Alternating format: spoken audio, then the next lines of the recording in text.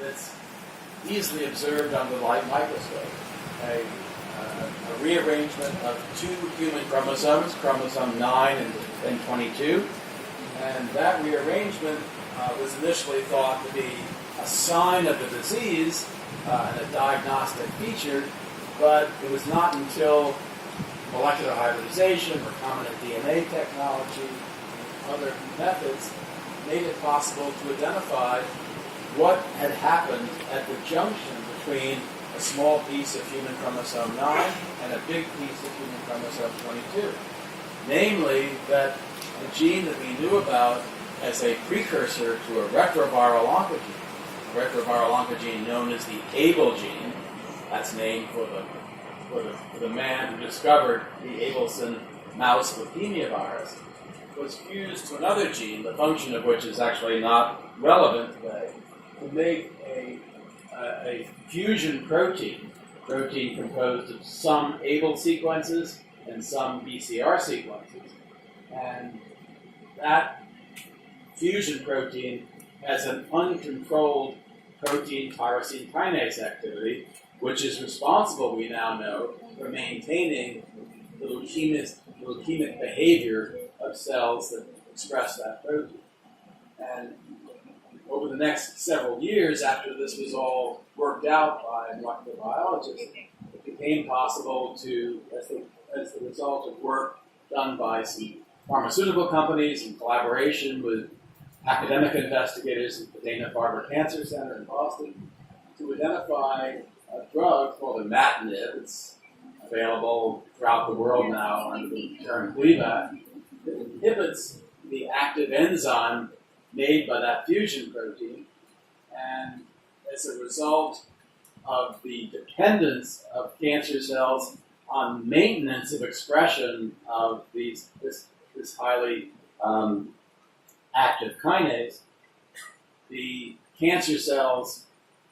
either return to a normal state or they actually undergo cell death. And the result is that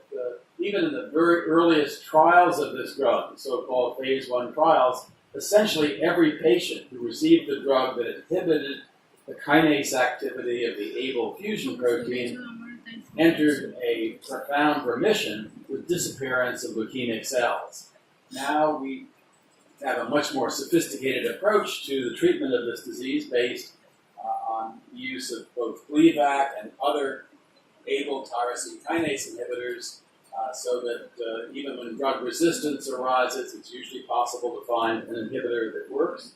And the result is that patients with this disease who normally died within 5 years of diagnosis now can envision a normal life expectancy.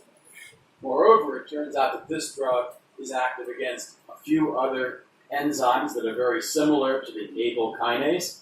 and are, in some cases, responsible for certain rare leukemias and other cancers, including a cancer of the intestine. And those diseases are also treatable with Gleevec or similar drugs. So this was a bombshell, and clearly in contrast with traditional cancer therapies, surgery, still a great way to cure cancer, chemotherapy, which sometimes works, but much more likely will extend the life of patients with a great deal of toxicity, because chemotherapy is not specific for the genetic basis of those cancers, or radiotherapy, also a therapeutic, but one that mainly is addressed to killing cells that undergo high levels of cell division by causing a lethal number of mutations that deprive the cells of essential functions. So this was a whole new way of thinking about cancer, identifying what's responsible for the disease, just the way the treatment of infectious disease was transformed by identifying the specific bacteria or viruses or fungi that cause the disease and